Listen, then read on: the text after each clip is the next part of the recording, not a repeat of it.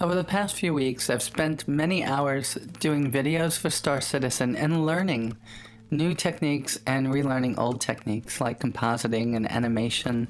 So I've been working primarily in Final Cut and Motion and tried a little bit of iMovie and just thought, well, for what I want to do, I really wanted to do it as well as I can do it. You know, if Chris is giving us the best damn space simulation ever, I wanted to do the best damn video podcast for that space simulation ever. So it took a lot of time, and I finally finished episode 4 of Star Citizen SCAA, and I decided that I needed to take a little bit of a break. And this is a simple and easy video to do because it's just a museum piece. This is something that was out 20 years ago. 1993, Strike Commander came out, and I don't know if it was a hit. I know it was a hit with me. It took that Wing Commander-esque genre and put it into something that was more realistic. Not believable, but realistic. It's a mercenary group. They're flying F-16s. They're battling kind of like for justice and humanity. You'll see some of the missions if you get to play this game are very, you gotta save those people, you gotta protect those drugs that are going to take care of the sick and ill and famined in the area. And, you know, the game itself was pretty intriguing back then. When I go to play it now, it still has those elements of being really interesting to play through and watch, but I think the DOS-box implementation on this is just not done very well because everything moves so fast it's hard to line people up in your sights. But I remember it being a lot better. Of course, I was playing on an interlaced monitor on a 386 computer. I think it was a 386 DX40 back then. Which evidently I think was an AMD or possibly a Cyrix processor. Probably AMD. Anyhow, I played this game for quite a while. And it was the first game that I said, because I was in the military back then, reserves at the time. And I was around a lot of F-18s, F-14s in the Navy and the Marine Corps, and just fell in love with the jets, with the aircraft. And when I got this one, it kind of tied in two of the games that I liked a lot. I was playing Falcon, and I was playing Wing Commander. And Falcon was very rigid. You won, you lost, and that was it. You know, you had to fly the mission and you had to complete it. Wing Commander had a different structure. You flew a mission, you failed, there was a different mission that came up, you failed, a different mission that came up, you failed, the game ended. But you could win, and win the game. But what separated it from the rest of the games was the mission tree would take different directions based on how you did and what you did in the prior mission. So it was a branching mission tree. And this was one of those games that incorporated that. But because I love the aircraft so much, this is the game that made me sit back and think how awesome it would be if you could actually enter the world and walk around like you would be doing in something like EverQuest. Now, it took a while for me to get to that. I played this game for quite a while, and I believe it was in 1997, 4 years after the release of this game, that I was saying that, but it was still the game that made me say that. These games by Chris Roberts were very entertaining, and this is like your first mission, and we're going to go up and we're going to be escort for this C-130, and we're going to be jumped by what I believe are MiG-21s. It's amazing how back in the day they thought the F-16 and the MiG-21 were still going to be the frontline fighters 20 years later. They got one of those right. I mean, we still don't have the F-35 out to replace the F-16, But the MiG-21 has long since been replaced, mainly by the much better MiG-29.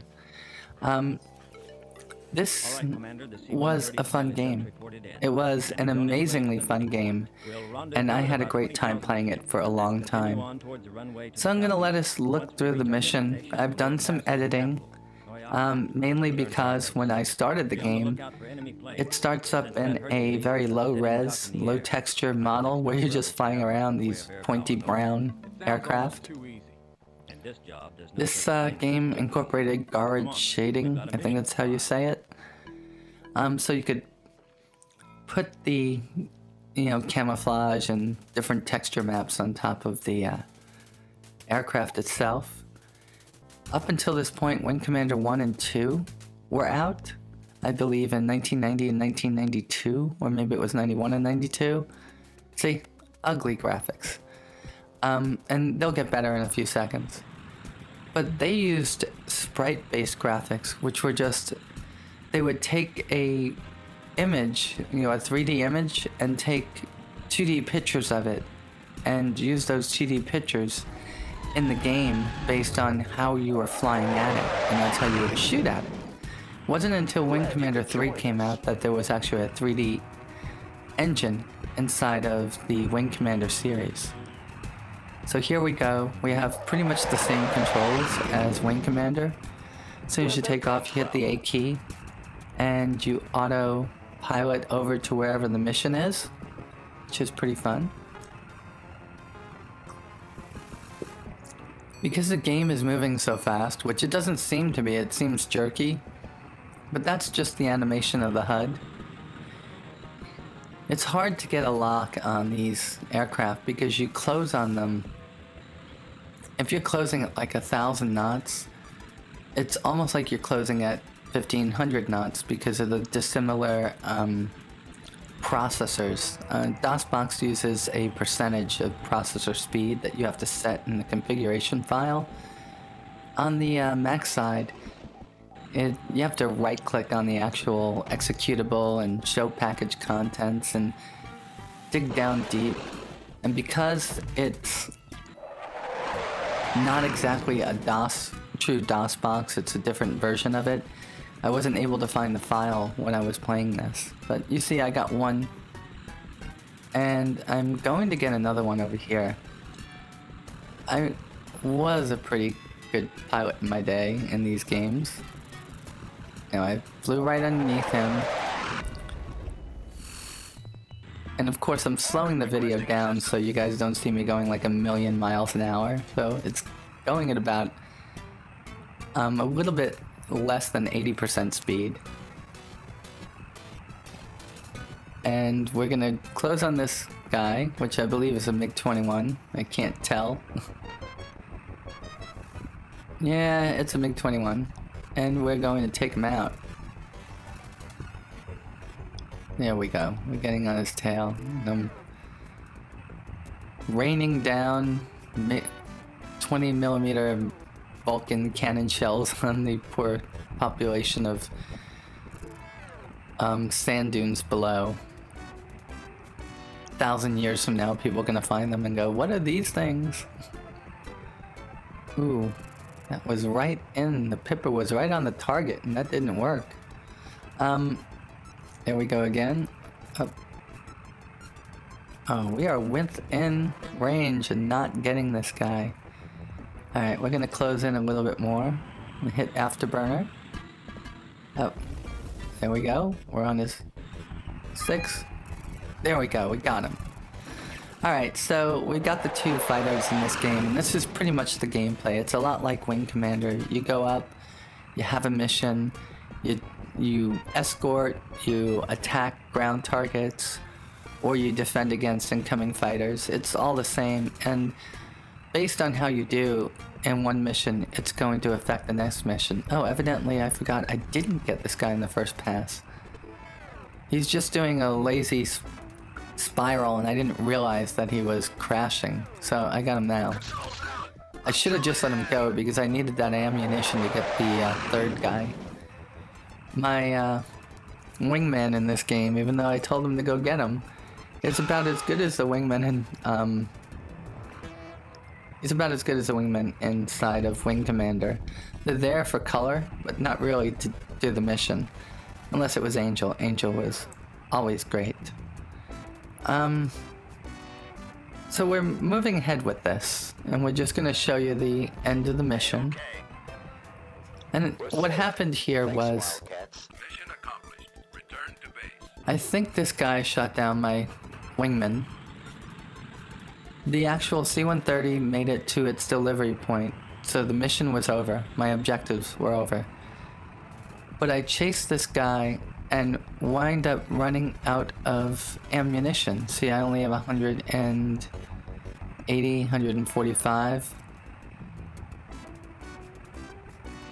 And I just don't find the angle to get this guy because, like I said, I'm running at 80%. This is going back and forth really rapidly, and it was a bear trying to line it up and get the Pipper on the target. Now that I've figured out where the DOSBox configuration file is, it runs a lot better, and I'm having a little bit more fun with this game. I have a 386 computer somewhere at my parents' house. I should break it out and load it up and see how it runs. I still have most of these discs in boxes in places. Oh, the wonderful days of things like Wing Commander coming on, Wing Commander 3 I should say, coming on multiple CDs or multiple floppies depending on which one you bought. So we battle with this guy for quite a while, and then eventually I give up and I say, you know what, I'm gonna try to get away from him. And I wind up flying all over this country trying to get away from him. In actuality, I'd probably be out of ammunition by the time, not ammunition, out of fuel by the time I actually got to where I was going. So I edited it out a little bit. See, he's still following me right back to base. And I get myself to the base and land. And then we're going to listen to the end of the mission report. So when I'm playing this game, I'm thinking about what it's going to be like in Star Citizen. I don't believe this is going to be what the Persistent Universe is like. The Persistent Universe is going to use a lot more skill in flying, which this had. But I don't think that they're ever going to have the auto function, like autopilot there, where you just skip whole hours of flying. And mainly because that would never work in a persistent universe, because if you're auto-piloting through, in other words, time compressing, then the rest of the world would need to time compress, and that's not going to work. So in the persistent universe, Star Citizen, there's probably going to be a lot more flying around and boring getting to and from your mission points. In the Squadron 42 mission structure though, I wonder if to make it more playable by a wider range of people, if he's going to use this same model which has done so well through the first 5 Wing Commanders, which Star Citizen is just really another Wing Commander if you think about it. It's just Wing Commander done right. So I think there's going to be a lot more skill involved with plotting out your flight path to and from your target, setting up wingmen that could actually protect you and whatever other major assets that you're going to be bringing along with you, whether it be a cargo run or escorting an exploration ship or bounty hunter. Maybe if you're on a particular bounty hunter mission, you're not going to just need your own ship, you're going to need to bring along 2 NPC ships or 2 of your friends flying their ships. So there's going to be a lot more. Now you see the beautiful... Back then, this was state of the art. I can't tell you how much better this was than what the other games were doing. So I was kind of a little let down that they didn't let you land, but also happy because landing a airplane on an old PC was pretty difficult. It's nothing like the newer games today. You always have that end. Oh, there's the mission kill. I thought I shot down two. I had a Sidewinder kill and a gun kill, but I guess I only got one. That's alright. I am glad that you arrived safely. And here's a mechanic talking about how we lost one or something like that. And he's gonna be upset with me. Impress upon the others the value of our equipment, and I will try to remember it myself. Good luck, Commander. It's funny how they always yell at you. You're not the one that died, the other guy is. So we're back in the tent. We're gonna talk to a couple people here. Hey, Commander, Kind of like Maniac, only a lot easier to talk to. You tell me, Billy. Arrogant, you know, typical fighter jock. Always better than you. Learns the hard way to be better. This is the era of Top Gun, so this is like a Maverick type character. I came around after he blew big holes in the tail of my bird and smoked him with a So we're 9 listening to him talk and tell us how great he is. I don't think I'd look good with a hole that big in me. And then of course we're gonna talk to the big guy, the squadron commander. You did good work out there, Commander. With the transport safely. And as he's finishing up, I'm gonna finish up.